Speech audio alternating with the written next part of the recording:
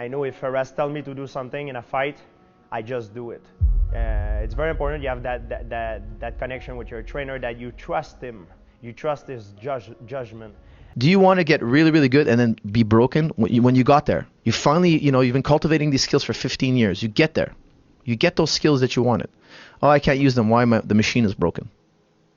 I'm 38. I feel like when I was 20.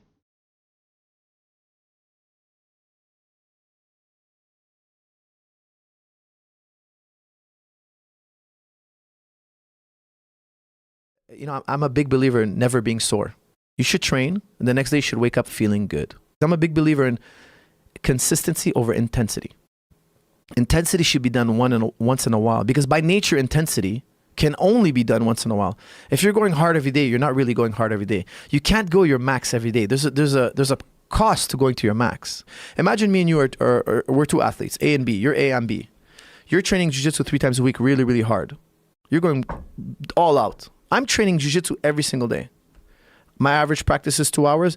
Your average practice is 2 hours. But when you go in, you kill it. Like you go with all the black belts and you kill it. At the end of the year, I'm averaging 2 practices more than you. So I've had 100 practices more than you by the end of the year. 104 practices. Let's give 2 weeks for vacation. 100 practices more than you. 200 hours more than you have been training. When we roll, your intensity that you put on the mat is going to be irrelevant. Why? Because I've also tasted that intensity periodically. It's not that much of a factor now. When you go super aggressive on me, when you attack me aggressively, I have felt that. I know how to deal with it. Plus, I have an extra 100 hours on you, 200 hours. So I'm going to mangle you. It's like, well, yeah, of course. If you just do 5 reps every day, and then you won't be sore, you could do it more often, and then your body, you get farmer strength. Like, exactly. Where's farmer strength come from? Farmers they're not going to exhaustion. No. They're not throwing hay bales to the point where, they're heaving, they put their hands on their knees and come on, 5 more. Exactly. You should never be sore. Yeah. If you're sore, you overdid it. I was reading the book, The Rise of Superman. It's a great book. It's an amazing book. And he was saying you have to find flow in everything you do. And when I go in the practice room, I'm trying to create flow. I'm having fun.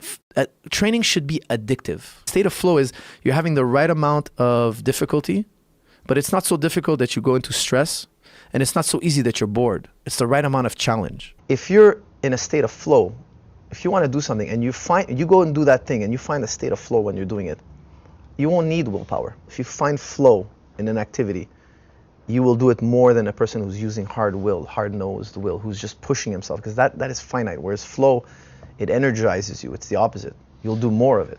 Exercise can produce energy. So let's say I'm feeling like a 7 out of 10. 10 being I'm really energized. 1, I was really lethargic, feeling like I need to lay down. And 7, I'm feeling good. Okay? If I get up and I do a right amount of exercise, the right amount, I can feel like an 8.5. Exercise can give me a tonic effect, like drinking this coffee. So let's say I just do some jumping jacks, I hit the back for a couple of rounds, I'm feeling good. Once you get that high, shut it down. Don't go into the phase where your body's beat up, tight, broken up. Don't redline the body. That's only for training camps, for a small period of time. Why? Because you get a little bit more from the system. But in the long run, you get less. In the long run, you've taxed the system. So if you do that regularly, by the time you actually get good, you'll be broken up. Imagine training was addictive. Everybody would train, everybody would be fit. But people always go into anxiety. They go and they slam their body. Then I have to convince you to do it again 3 days later, 2 days later. And you're like, dude, the mental energy is going to take me to get there. It shouldn't be. Training should be a pulling force. It should be pulling you. You want to go training. If you don't want to go training, it's not fun. If it's not fun, you're not going to do a lot of it. And if you're not going to do a lot of it, you're never going to reach mastery. So how do I make it pleasurable? How to make it fun? I have to be in a flow state. And you can get into a flow state in almost anything. But when you're out of that flow state, cut it. We're going to get further. We're going to do more training if we cut it today and come back in tomorrow. I do thousands of hours of live rolling and sparring, but a lot of those hours, I would say 80% of them is very light because I know the terrain. I just want to go through the sequences as many times as I can. And when I'm really, really warmed up, then I'll go hard. You know, I'll start talking smack a bit in the gym, and I'll like, oh, come on, let's see what you got. And I'll tell the guy when it's time to go really hard, and we're having fun with it. You know, for me, having fun is really, really important. Now that's training for longevity. But if you have a fight, I think you need to do 6 weeks of hard sparring. The more seasoned you are, the less hard sparring you need. You know what fighting is. You just need a little tune-up at the end. So if you look at George is a great example. He's super skilled and he's super healthy. Some guys get to the high skill level, but they're broken up. Their body's broken. Their knee is broken. They barely have 3-4 fights left in them. Right. Do you want to get really, really good and then be broken when you got there? You finally, you know, you've been cultivating these skills for 15 years. You get there. You get those skills that you wanted. Oh, I can't use them. Why? The machine is broken. You know, I'm 38.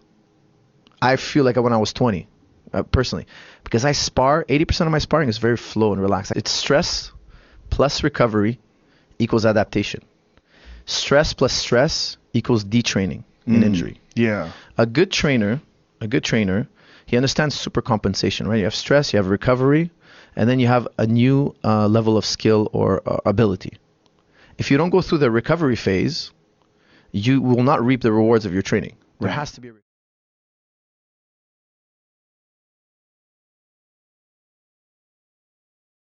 the paradox is, should I train the same techniques every single day till they're perfect? You know, that old saying from Bruce Lee, I'm not scared of the person who did practice 10,000 kicks. I'm worried about the person who practiced one kick 10,000 times. Or should I do thousands of moves, okay, hundreds of moves that have so much variety, people don't know what I'm going to do. I'm unpredictable. But if you do a lot of moves, you're giving up your expertise in those moves, right? Now, what I believe is you should start with a handful of techniques, get really good at those.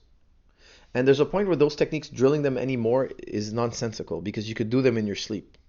It's just your armbar won't get any faster. Now, of course, if you don't drill them, they'll rust a little bit. But then if you drill them for a week, they're back up to as high as they're ever going to go. Let's say you have 5 moves, okay? You have 5 moves. You're drilling them every day. At one point, you're doing them in your sleep. And it's boring to drill. That's a great indicator. When I'm bored of drilling these moves, that I must know them really well. That's when I'll add a few other moves. So I don't want to bottleneck myself, and I don't want to become a jack of all trades. If you're training 10 hours a day and you feel like you're not progressing, it's probably because you're flooded.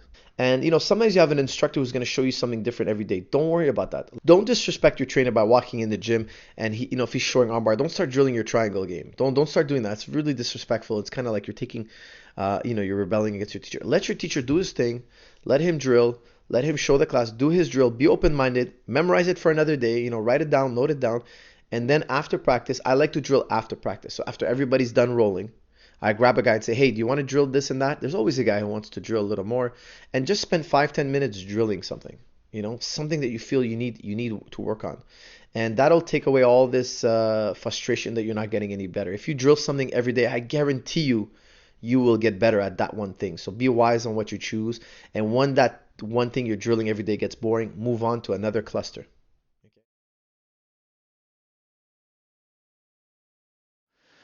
You got to fight according to your body type. And people think that's crazy. No, Muhammad Ali fought a certain way because he has certain attributes. He had a certain personality. Even your personality is very important. Mm-hmm. If he tried to fight like Tyson, it would backfire. If Tyson tried to fight like Muhammad Ali, it would backfire.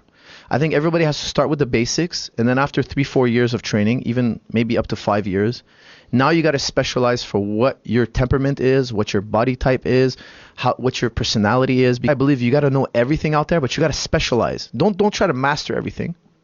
Mm-hmm. Know everything. Like I like to know Dars, triangle, heel hook, even though I'm not necessarily a Dars guy. But I want to know everything about Dars. I don't want to drill it all day long. I just want to know about it. Right. Because when you're trying to put your Dars on, I know what you're trying to do. I'm familiar with what you're going for. I can break out of it. Boxing is more restrictive than Muay Thai. So the guys with torque are going to do better in boxing than they will necessarily in Muay Thai. Because in Muay Thai, I can use more trickery. But in MMA, you're allowed to trick me any which way you want. There are very few little rules. Okay? But outside of these barred rules, these barred maneuvers, you can trick me any which way you want. So what happens is you take your opponent into a maze. You take your opponent into a world where torque doesn't matter so much. Because MMA is so, there's so few rules, we have a greater environment for the intellect to shine. He said, look, it comes down to two things: good alignment and loose muscles. Whenever your body's under pressure or stress, whether you're wrestling or whatnot, you should always have torque. Or let's say you're going to do a bench press. Maybe, it's not the best exercise or not, but the principle is still at work. When you grab the bar, you should be torquing the bar. Almost. When you're doing push-ups, your hands are on the mat and you're torquing. Even though your hands are not turning, literally, you're just torquing. Right. When you do that, you feel that all the slack is eaten up. There's no more slack. There's no more trampoline effect. There's no more jiggling. Everything's tight. The system is tight. And it's very, very important that the system be tight and that the weight be on the muscles. So if you're properly aligned when you're doing a maneuver, the weight is on the bone, not on the tendons. So if you put your weight like this on your fingers, you'll see that the bone is carrying the weight. Right. If you bend your bones here, look, if you're unaligned and you start putting pressure, now you see your muscles are starting to work overtime. Right. So when I'm carrying weight, I need to have it on my bones and or my muscles, never on the tendons and ligaments. Yes, you have general fitness, then you have specific fitness. Specific fitness is to get better at my sport. General fitness is to keep me healthy, strong, and allow me to reach new levels of athleticism that later, in the long term, can translate to my sport later. But if you just do your sport, in my opinion, your system's going to break down. Your back's going to break down. Your knee's going to break down. Your shoulder's going to break down. You need to stimulate certain muscles that are not getting stimulation in your specific sport. You create atrophy in certain muscles because you're not using them really.